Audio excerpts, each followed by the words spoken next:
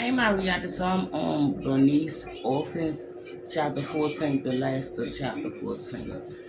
Continuing. Bernice nodded. If you don't mind me asking, where were the children in the wagon going? Mrs. Cromwell beamed proudly.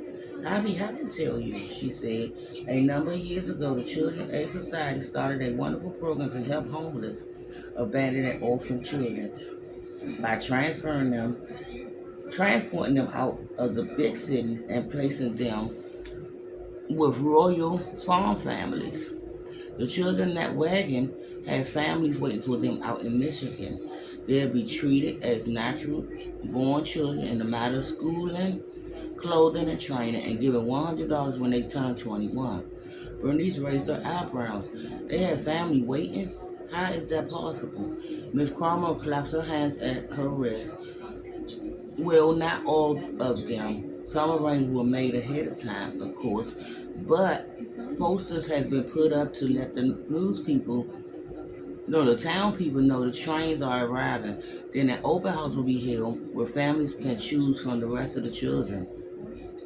Bernice couldn't believe what she was hearing. It was one thing to put children in orphanages in the effort to get them away from their bad influence of their immigrant parents. Sending them away by train to royal farm families would be even better.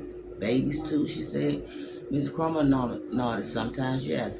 Bernice glanced at Sarah. What about him, she said. Is there time to take him to the station before the trains leave?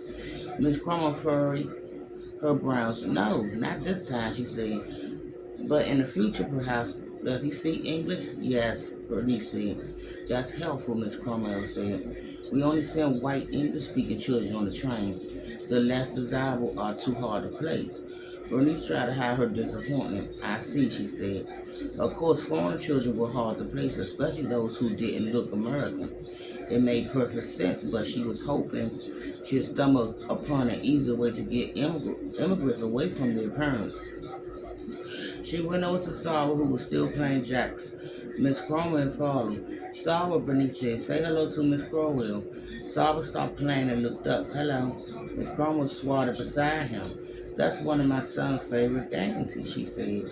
Sarah grinned at her. His chestnut eyes danced. How old is he?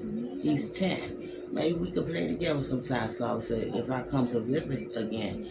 Maybe, Miss Cromwell said, but right now I have a question for you. Yes, are you hungry? Sarah nodded eagerly. Miss Cromwell straightened. Then come with me, she said. We'll see what we have cooking in the kitchen today. I think it might be bean loaf. Do you like bean loaf? Sarah shrugged, picked up his jacks, and pushed them into his pocket. Miss Cromwell gave Bernice a quick wink, then headed towards a door at the back of the foyer. Sarah started after her, then stopped and looked at Bernice. You come too, he said. Bernice shook her head. No, I'll wait here. Sarah shrugged again and followed Miss Cromwell. Suddenly he stopped, ran back to Bernice, and held out his hands, offering his prized jacks. You want to play with these until I come back? A thick lump formed in Bernice's throat. She tried to say no, thank you, but couldn't find her voice. Instead, she smiled and took the jacks. Sarah grinned up at her, then hurried after Mrs. Cromwell, who was holding the kitchen door open for him. He waved at Bernice, then disappeared into the orphanage. When they were gone, Bernice set the jacks on the chair and ran out the building. And I'll be back with chapter 15, still with Bernice. Bye, my reactors.